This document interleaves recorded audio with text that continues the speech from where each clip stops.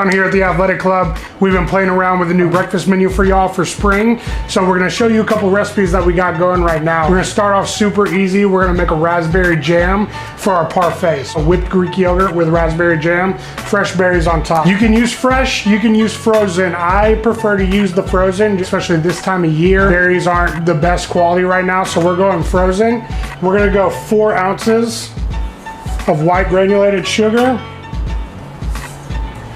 Give that a little mix. And because we're using frozen, we're not gonna add as much water because as these start to thaw in the pot, it's gonna release all the liquid that's been frozen inside the berries. And so we're gonna do 4 ounces of water. We don't want it to be too runny while we're doing everything. So once you freeze something and it thaws out, it's gonna pull all the liquid that's inside of it, and the berries won't retain any more liquid.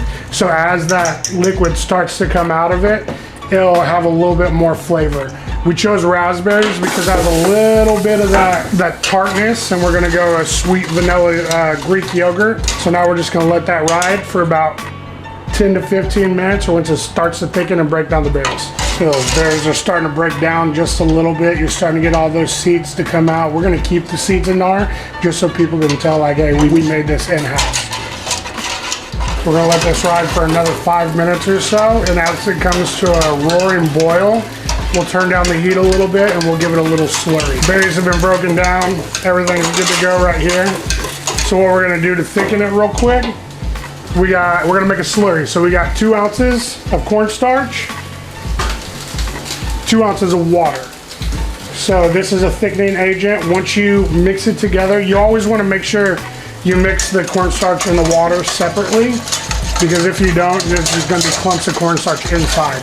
But once we mix this together and slowly add to what we need, it's going to brighten the color of the jam, make it a little bit more vibrant, and it's going to thicken it at the same time. Jam's ready, nice and thick. We're going to give it a quick little blitz.